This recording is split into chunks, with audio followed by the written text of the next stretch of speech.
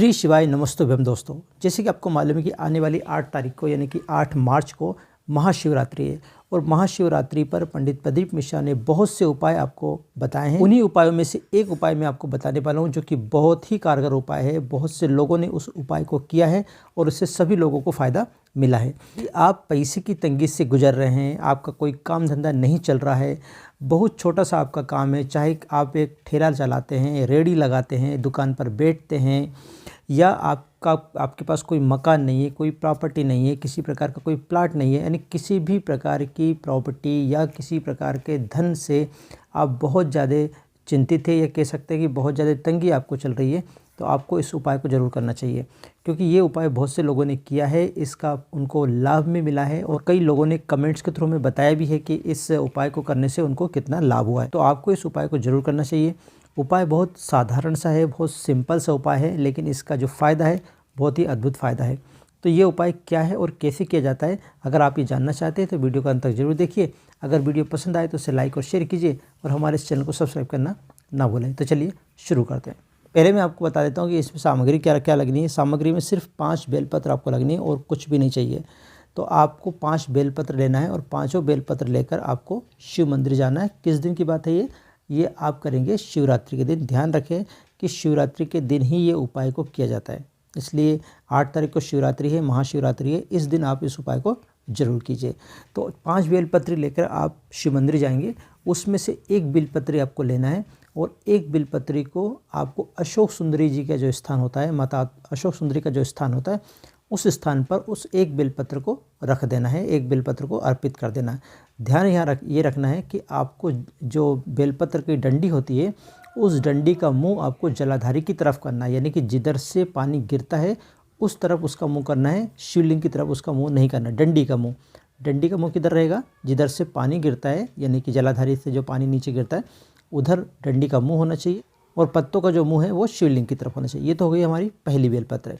अब दूसरी बेलपत्र की बात करते हैं। तो दूसरी जो बेलपत्र है वो माता पार्वती का जो हस्त कमल है, जिसको हम पूरे जहाँ पर शिवलिंग रखा रहता है, वो बेलपत्र आपको इस प्रकार से रखना है कि वो उसकी 2 पत्ती शिवलिंग पर स्पर्श करे। ठीक है, यानी एक पत्ती तो आपने रख दी कहाँ? माता अशोक सुंदरी के स्थान पर, जिसकी डंडी का मुँह किधर होना चाहिए?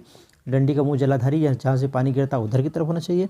दूसरी बेलपत्री जो है वो आपको माता पार्वती के जो हस्त कमल है उसके ऊपर रखना है। उसकी जो 2 पत्तियां हैं वो जो है, उसकी जो 2 पत्तियां हैं वो शिव जी के शिवलिंग जो है उसको स्पर्श करते हुए रखना है। तीसरी जो बेलपत्र है वो शिवलिंग पर रखना है, शिवलिंग पर मतलब अर्पित करना है। ध्यान रखें कि शिवलिंग पर जो बेलपत्री आप रखेंगे उसकी डंडी का मुँह आपके विपरीत दिशा में होना चाहिए, यानी कि जिधर आप बैठे हों उससे अपोजिट दिशा में उसका जो डंडी है उसका मुँह होना चाहिए। ठीक है, ध्यान, ये बात का विशेष ध्यान रखना है कि डंडियों का मुंह किधर किधर होना चाहिए, इस बात को आपको विशेष ध्यान रखना है।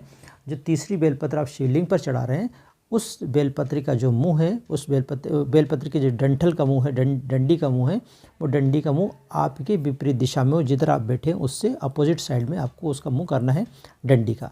ठीक है, चौथी बेलपत्र जहाँ जलाधारी से जल नीचे गिरता है उस स्थान पर रखना है, उस स्थान पर आपको अर्पित करना। ध्यान रखें, जलाधारी से जो पानी गिरता है, जो जल गिरता है, जो नीचे जहाँ पर गिरता है वहाँ पर आपको रखना, ना कि आपको शिवलिंग पर या जलाधारी पर रखना। जलाधारी से पानी गिरने के बाद वो ज़मीन पे जाएगा, तो जहाँ जिस ज़मीन पर जा रहा है पानी, उस ज़मीन पर जहाँ पर वो पानी टपक रहा है वहाँ पर आपको रखना है नीचे, यानी कि ज़मीन पर रखना है जहाँ पर पानी गिर रहा है, ना कि जहाँ से पानी गिर रहा है। इस बात का आपको विशेष ध्यान रखना है कि जहाँ पर जल गिर रहा है वहाँ पर आपको बेलपत्र रखना है, ना कि जहाँ से जल गिर रहा है वहाँ पर रखना है। ठीक है, तो चौथी बेलपत्र आपने कहा रखी, जहाँ से यानी जलाधारी से जहाँ पर जल नीचे की तरफ गिरता है उस जगह पर आपको रखना है। अभी तक मैंने आपको 4 बेलपत्र के बारे में बता दिया है। अब 5वीं बेलपत्र की बात आती है।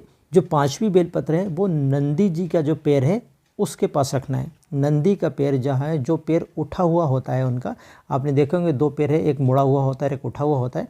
तो जो पैर उठा हुआ है उस जगह पर आपको जो 5वीं बेलपत्र है उसको रखना है। ठीक है, मैं फिर से आपको बता रहा हूँ। पहली बेलपत्र आपको कहाँ रखनी है? माता जो अशोक सुंदरी है, अशोक सुंदरी के स्थान पर रखना है।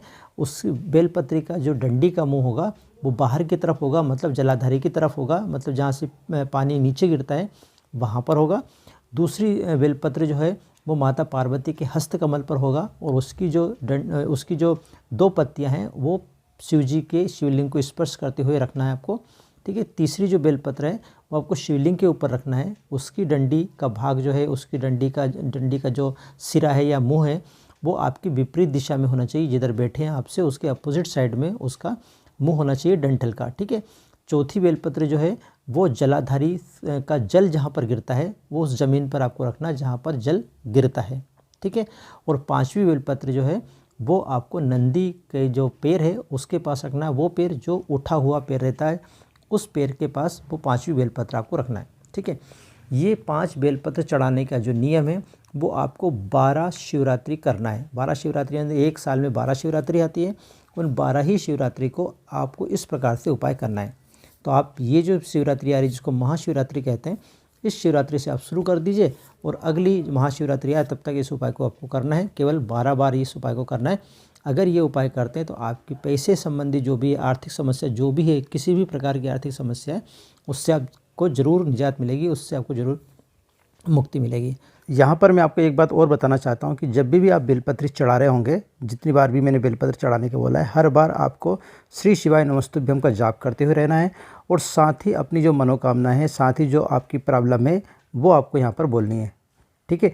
जो भी आपकी प्रॉब्लम है, जो मैंने प्रॉब्लम शुरू में बताई थी, उन प्रॉब्लम में जो भी आपकी समस्या है वो समस्या आपको बोलना है और साथ ही आपको श्री शिवाय नमस्तुभ्यम का जाप भी करते रहना है। आशा करता हूँ कि आपको ये वीडियो अच्छा लगा होगा। अगर वीडियो अच्छा लगा तो प्लीज़ लाइक कीजिए, शेयर कीजिए और हमारे चैनल को सब्सक्राइब करना ना भूलें। श्री शिवाय नमस्तुभ्यम।